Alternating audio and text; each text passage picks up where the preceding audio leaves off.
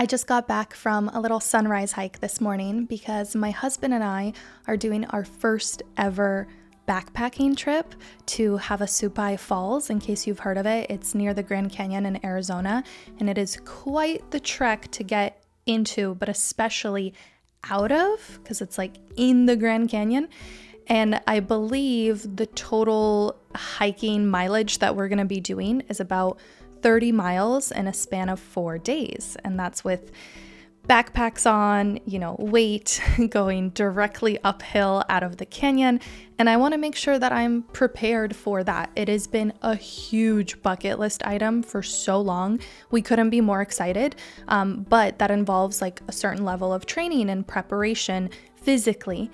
And going through my training has been equal parts empowering and illuminating.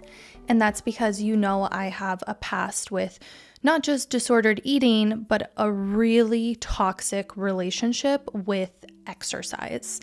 I used to over-exercise, spend hours in the gym, do so much cardio on those goddamn treadmills, but especially Stairmasters. And I overdid it to the point where for a while, I didn't want much to do with exercise. Well, actually, more specifically, I wanted a lot to do with exercise, but my body kept fighting back, telling me to stop, to slow down, to rest and heal. And then I would resist that. Then I would push myself, overdo it, get exhausted, and it would be this vicious cycle. And you feel overwhelmed with guilt and shame and blame on yourself. But really, your body is just trying to communicate to you to slow down.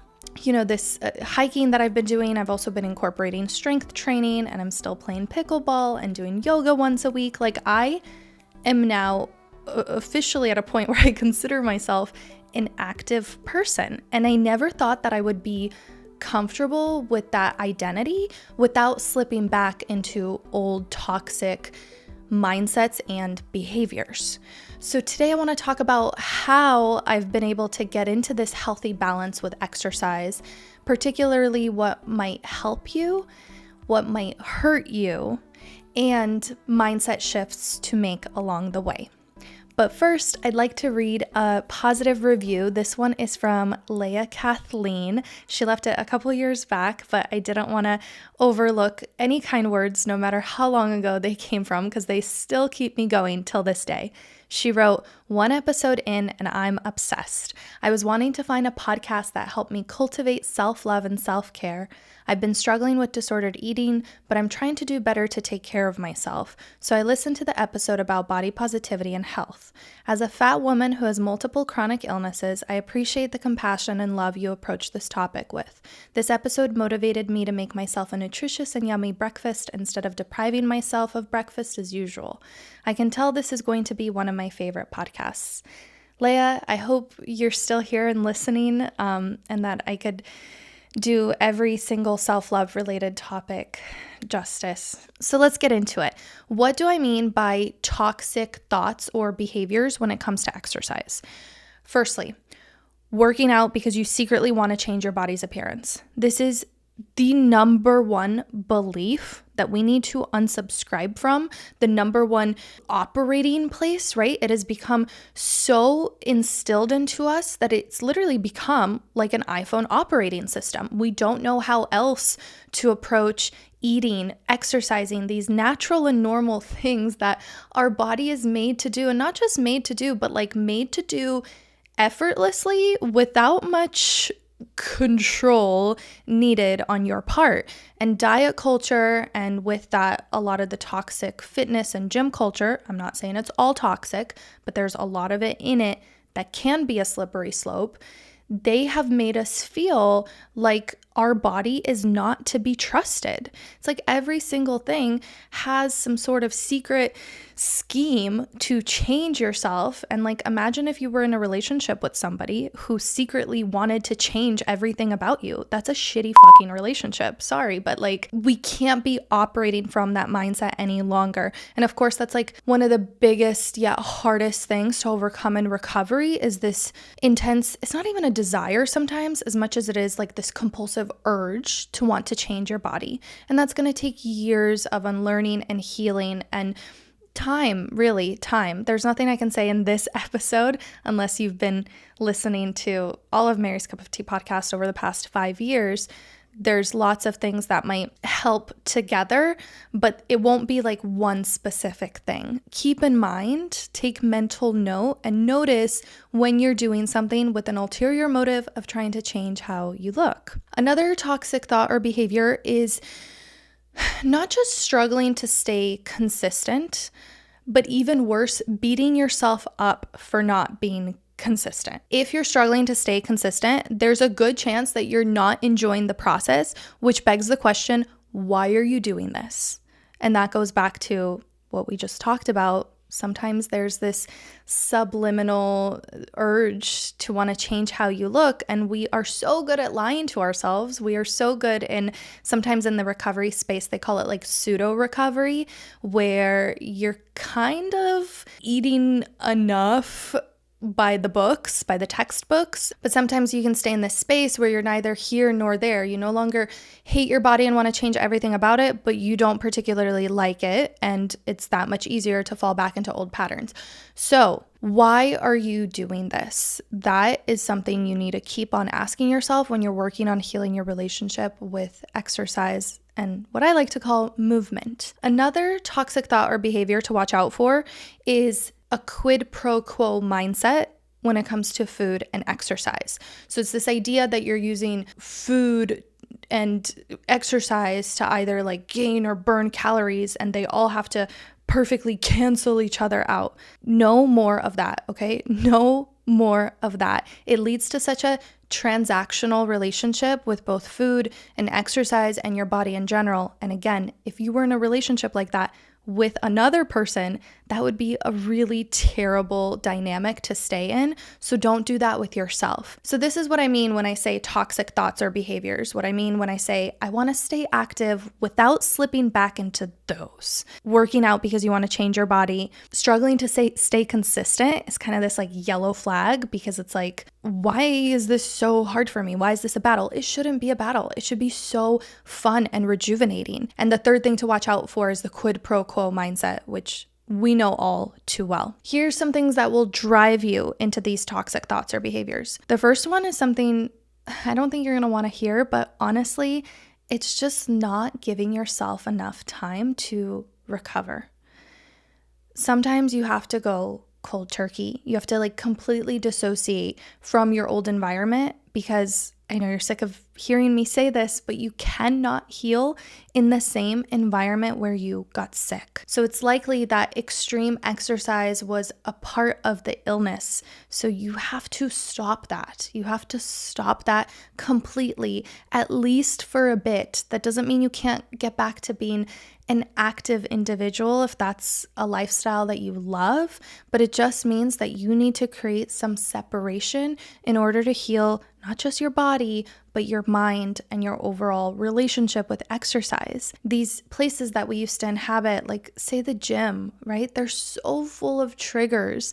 There's 360-degree mirrors with a bunch of like bros checking themselves out. And if you're prone to body checking, you can't help but look at yourself. You say you're looking at yourself to check your form, but you're probably not checking your form. You're probably checking how your arms or stomach or legs look, and that's just not healthy. But even just like the smell of all that iron, and again, the like people and the environment and the weird music and all the machines, like the buzz, that just like hum of all the cardio machines, and then looking at people on the cardio machines and they look like zombies. Okay, I'm sorry, I'm getting on like a judgmental tangent here, but I realized that I don't think I ever even liked the gym that much in the first place. I just forced myself to like it because it felt like that's what I should be doing. I should be working out. I should be in the gym. And I'm not saying like stop going to the gym, especially if you love the gym.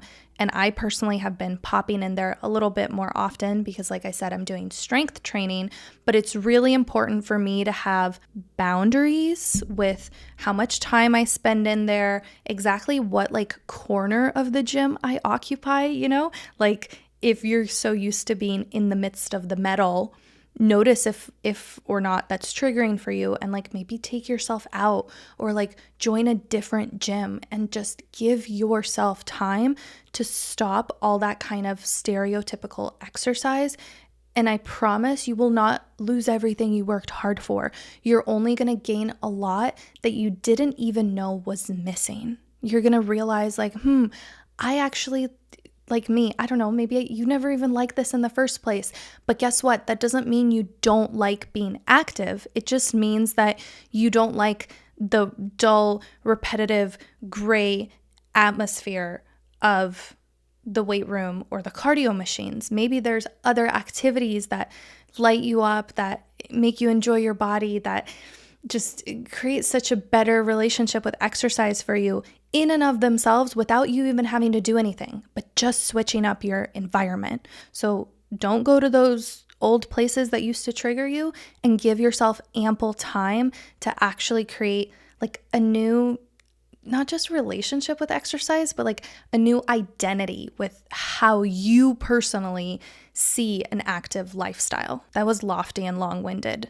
Did not mean to go into that, but clearly it's just something that I'm thinking a lot about and I'm passionate in my personal life. Next, watch out for doing too much too fast and then overdoing it. When you push yourself to go from 0 to 100, the body and mind will rebel. It'll just propel you back and you'll get exhausted. And again, it'll be that vicious cycle. You won't want to come back. You'll be just fatigued. Like the body just gets fatigued. Not to mention overtraining leads to injury and exhaustion and burnout. And mentally it could trigger this sense of failure if you don't keep up with unrealistic expectations. Focus on just enjoying it over intensifying it. Focus on enjoyment over intensity. Lastly, I am going to politely ask you to maybe, you don't have to listen to me if you don't want to, but you're here listening to my podcast. So I'm assuming that you want my advice, and feel free to disregard it if it does not resonate with you. But can we just for a second talk about how absurd it is that many people, and I'm so sorry if this is you, but we are quite addicted to our wearable devices. The Apple Watches, the Fitbits, the Oura Rings. I know that there are some benefits to that. I know that it's helpful to know your heart rate. I know that there's a plethora of health conditions that can be managed with the help of these devices. And if that's you, and if it doesn't trigger you in any way and it feels 100% good and healthy, keep them on all day long. But if you have a past with counting, tracking, and calculating, wearable devices, Apple Watches and Fitbits and all that jazz, are not healthy for you. And I don't know why we're not talking about it in the recovery space. I feel like it's the one thing that we just kind of let slide, but it is not healthy to be obsessing over how many steps you get in a day. One of my early clients, she used to tell me that when she gets up in the middle of the night to use the bathroom in the middle of the night, she picks up her phone off of her nightstand, carries it with her to the bathroom and back so that the phone tracks her steps. I don't even know what to say. Like, that is the first thing that we should disconnect from, is all the numbers. And we talk about it in terms of calories, right? We talk about it in terms of not counting your calories, but why aren't we talking about disconnecting from numbers in terms of all these wearable devices that have made us hyper aware of so many numbers we never even knew about in the first place? It can just take the joy out of movement and turn it into a numbers game. And again, it's different if you're like, I try to get, this amount of thousands of steps. It just helps me get up and get active. That's a different, balanced mindset. But if you're not always meeting those arbitrary goals set out by you or your device, then that's only creating distrust in your body. And this journey is about trusting your body again, learning to listen to it, learning to just not rely on the capitalistic measures to tell you if you're good enough. So I'm going to invite you, if you have a wearable that you are overly attached to and you know it, maybe try to spend a day or two without it and see how that feels? Wait, let me take a dramatic sip of tea because I felt like that was a big hot take and I'm afraid I'm going to get canceled for it. Hot beverage always makes things better. Okay, let's talk about what's going to help heal your relationship with movement. I like to think about this in 3 phases. Phase 1 is space and separation. I already talked about it, like giving yourself ample time to remove yourself from old toxic environments, to spend years on your recovery journey, to really, really take it slow. I learned that the amount of years that you've been in recovery, the amount of years that you've struggled with an eating disorder, disordered eating, diet culture, however you're comfortable describing it, the amount of time you've been in it is probably the amount of time that it's going to take you to really fully, truly get out of it. And I know that may be daunting to hear. Like for me, for example, I struggled with an eating disorder for 7 years. So I was like, oh my God, 7 years to recover. I don't mean it's going to take you 7 years to feel better. You're going to feel better within the first year, second year especially. But I mean like 7 years is really where I felt like it was a distant memory in the past, where I'm like, wow, I don't even remember struggling with this anymore. I don't even think about food or my body or counting or tracking or feeling weird about anything related to that. Time in this case really does heal as long as you put intention into that time. So space and separation, it is really important for you to be able to move yourself into a healthy direction. The second phase is reintroducing joyful movement. And this is where I talk about how your body is not an image, it's an experience. And joyful movement is one way to experience your body. I think that's why I felt so much solace in yoga. Not only do I like yoga, but I also like the kind of environment and the way that yoga is conducted, meaning that it's actually a breathing class, it's actually a meditation class, and movement is just this added bonus.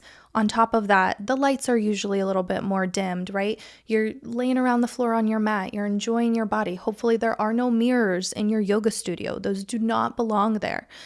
And that just really helped me reintroduce joyful movement and feel my body as an experience. We're so used to looking at our bodies that we forget to feel in our bodies. And so when we're healing our relationship with movement, exercise, we need to do everything we can to really feel what it feels like to sweat, to be a little bit out of breath, to stretch, to jump, to run, to make it playful, if that makes sense, and really tuning into that body experience. Also, when you're reintroducing movement, you have to redefine what counts as movement. Redefine what you consider exercising. Our disordered brains have become pretty disordered when it comes to classifying what counts as movement. And sometimes even if we do go to the gym, but we didn't sweat enough, we're like, oh, that didn't count. Or if we only worked out for 20 minutes, we're like, oh, that doesn't count because 5 years ago, I used to do 3 hours and that's a good workout. No. A leisurely stroll, that counts. Playing fetch with your dog, that counts. Cleaning the house, it counts. I mean, that is hard work. Blasting music and dancing, that counts. Stretching while watching TV also counts. Make your movement goal so minuscule that you can't help but reach it. And then by doing this, by redefining what you consider movement, you're also kind of reintegrating movement back into your daily life without it being a separate 1 hour gym session. Less is more, and integrate it into your life. And then phase 3, okay, so phase 1 is space and separation. Phase 2 is reintroduction of joyful movement. And phase 3 is once you're ready, you can start setting goals that are going to help you experience your body even further, experience yourself and your life. That's kind of my goal of hiking Havasupai. I mean, it's grand. It's not easy. 30 miles in 4 days, that's a lot, but that feels a challenge that's exciting. So this brings me to finding an activity, a joyful movement activity, where the real benefits go beyond the physical. You must find an activity, a hobby, a type of joyful movement where the real benefits go beyond the physical. So, for example, I play pickleball not just for the light cardio, but mostly because I love the welcoming community and the friends I've made, and it's just oddly satisfying to hit the ball. I feel the same way about my yoga class. Like, I don't just go because it's yoga, I go because it's breathing, it's meditation, and it's my friends, truly. And those benefits outweigh the little bit of sweating that I'm doing. That's just kind of the vehicle, but the real and the beauty and joy of it is the community, the friends, the breathing, the meditation, the just being there. I think dance is a really good example. Dance not only is a form of movement, but it's also a way to express yourself artistically. It's an art. Hiking isn't just about walking uphill and getting to the top and getting it done. It's exploring nature, connecting to new places, just being outside, right? It's so healing. And one last example is my husband recently took up swimming.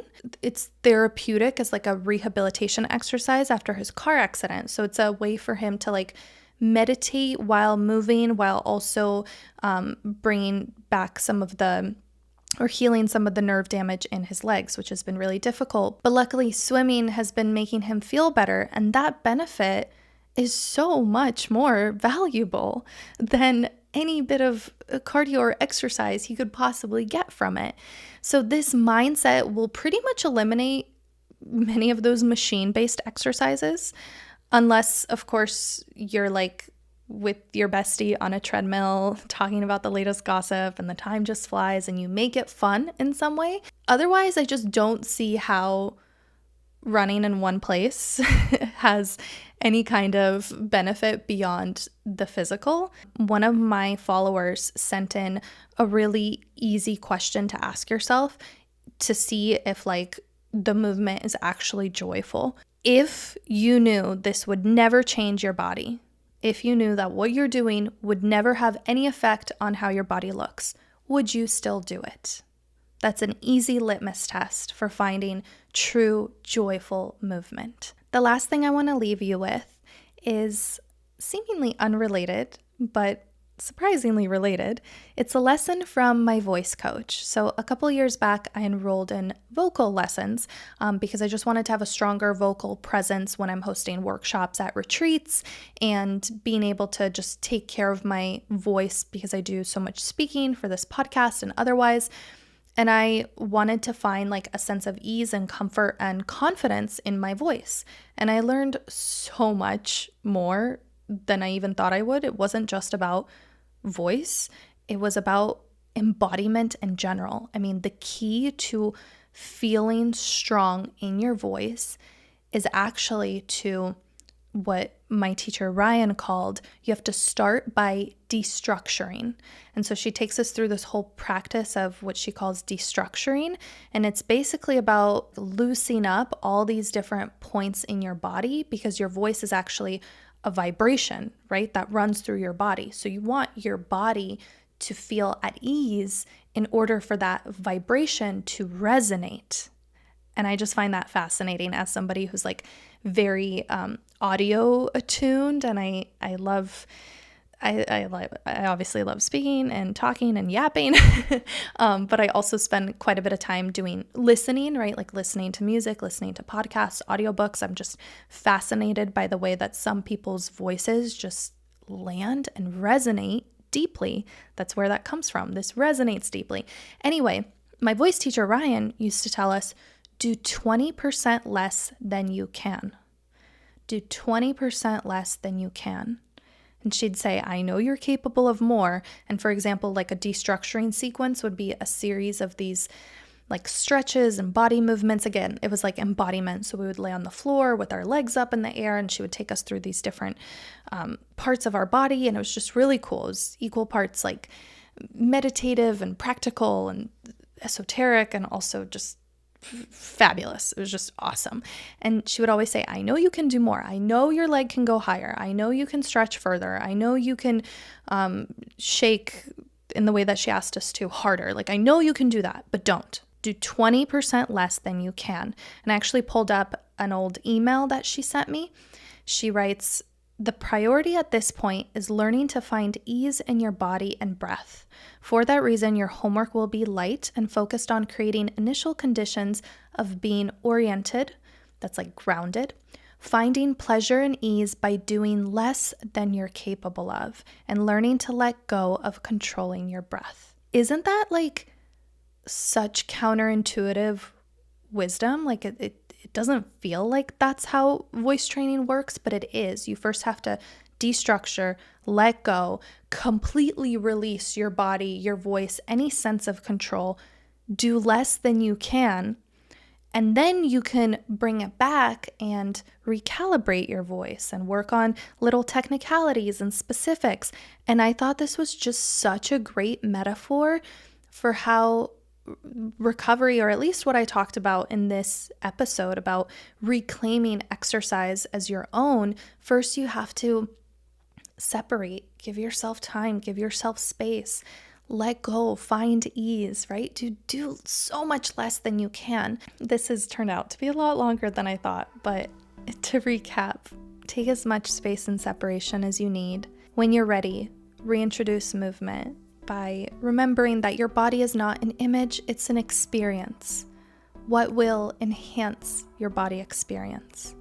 And once you're ready, set goals where the benefits go beyond the physical. If you're tempted to overdo it, or keep going for the wrong reasons, or slip back into this quid pro quo mindset, take a step back and do less than you're capable of. Your mental well-being is as important as your physical, and since our priorities were so convoluted for so long during those eating disorder days, it's going to take time to come back to a sense of balance. But you have time and you got this, and I love you and I'm cheering you on from afar.